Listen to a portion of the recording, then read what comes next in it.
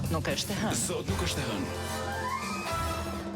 Kështu që po të kishim dashur, Kolo, të gjithë këtë programin e sotëm mund ta kishim bërë vetëm me çudira, fraza nga fushata elektorale. Aq shumë janë Blerin sa që po mendoja që në fakt ne nuk bëmi gjë tjetër, vetëm bëmi një lajm, si më thën, ekstra, një edicion lajmesh i kryeministit. Eksakt. Do përpiqem të shmang gjithë budallëqe që thot, Edhe unë. që nuk janë budallëqe, janë gjëra shumë të zgjuara në kokën e tij, të menduara mirë për budallën. Domethënë, ka një sistem në kokë ai, domethënë ke dëgjuar të Gay Radar, që është Gay Darin e famshëm, që është radari që kanë disa njerëz, si puna ime.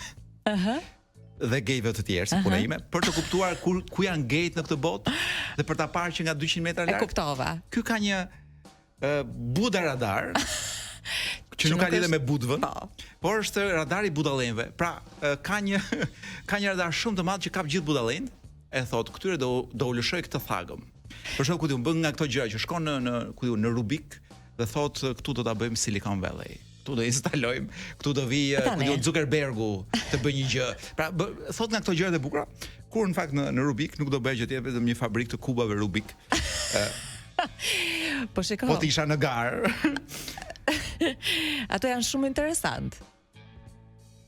Kubat Rubik apo kubët Rubiksat, Rubikonët. Rubikut. Dhe nëse do të realizoj një fabrikë e tillë në Rubik, do të ishte perfekt in nome omen. Kështu që po përpiqem të shmangem lajmeve të javës kaluar, gjithë lajmeve që kanë bëjnë me budallëqe fushatë. Por nuk i shmangemi dot listës së ushqimeve të ndyra që ham vazhdimisht.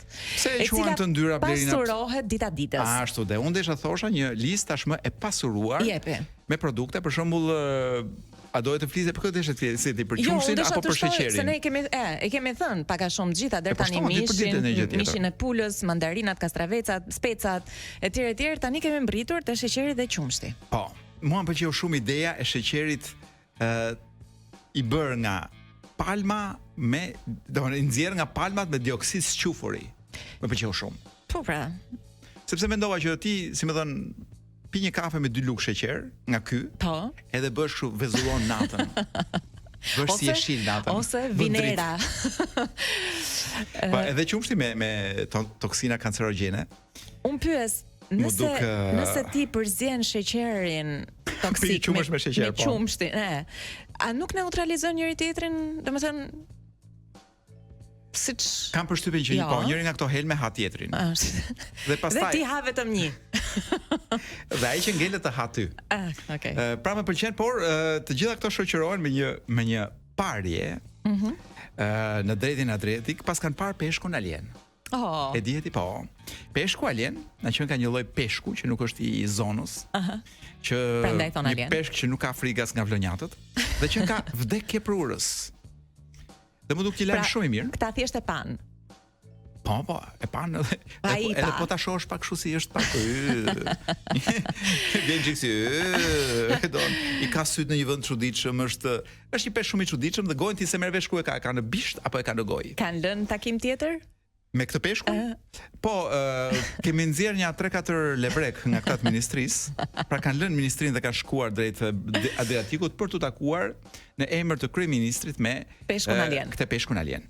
Unë mendoj që për prindërit që duan vërtet i trëmbin fëmijët, që të mos bëjnë seks në det, unë them që peshku alien është arsyetimi më i mirë. Mos bëni seks të keqen mamin në det, sepse del peshku alien dhe nudo. Vjen peshku alien dhe të ashtu dhe jo, nuk të bomba, po të ha bibilushin. E trëmbet fëmia nuk futet në det më për gjithë jetën. Kaos në Gjadër, Kolo. Ti e di çfarë kemi në Gjadër? Në Gjadër kemi ku diun.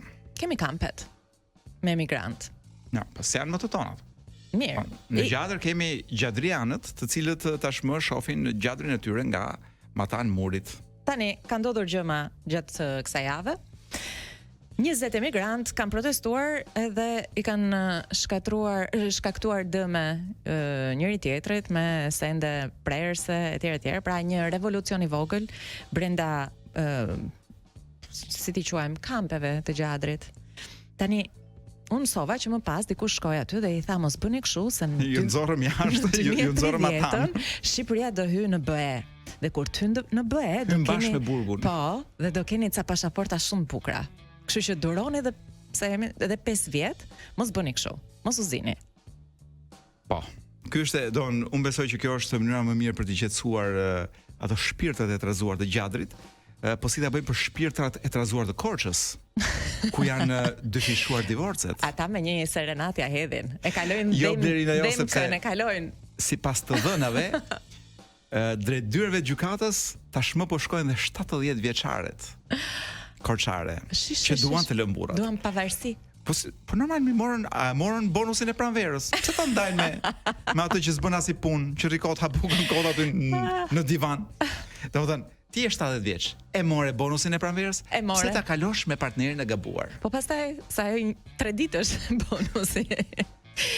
Si puna e Krishtit. Do ushqesh me dashuri derisa të vi bonusi I vitit 3. Bonusi kaposhit. E qartë. E kështu, do shtysh, domethënë në derisa të kapësh 2030 dhe të hash pasaportën europiane. Jo, desha thosha të hash një kaposh në Bruksel. Se kështu thot ky. Në 2030 askush nuk do rrimë këtu. Gjithë do shkojmë të hamë një vaf. Domethënë gjithë kush ka hall do shkojë të zgjidhin në Bruksel. Poshtë urës. Dhe kam dëgjuar që kryeministri është njohës I mirë I gjithë urave dhe I poshturës. Dhe nën urave të Europës. Një lajm tjetër po. Pak I çuditshëm Kolo, sidomos tani në atmosferë pashkësh, mësohet se një sherr ka ndodhur në varrezat e Durrësit, ku janë plagosur babë bir. Tani për motive të ti si mendon? Për motive të dobta? Të jetë ringjallur vetëm për motive të vdekura, apo vetëm I biri? Një gjë është e sigurt që shpirti I shenjtë ka kohë që nuk rri në Durrës. Sidomos në vakt fushate. Por, si më thon, unë po të doja të bëja në një hatao, do shkoj ta bëj edhe unë për Varreza, sepse gjëja që nuk do njeriu kur bën nga këto thakmat, është që të ketë shumë njerëz vërdall.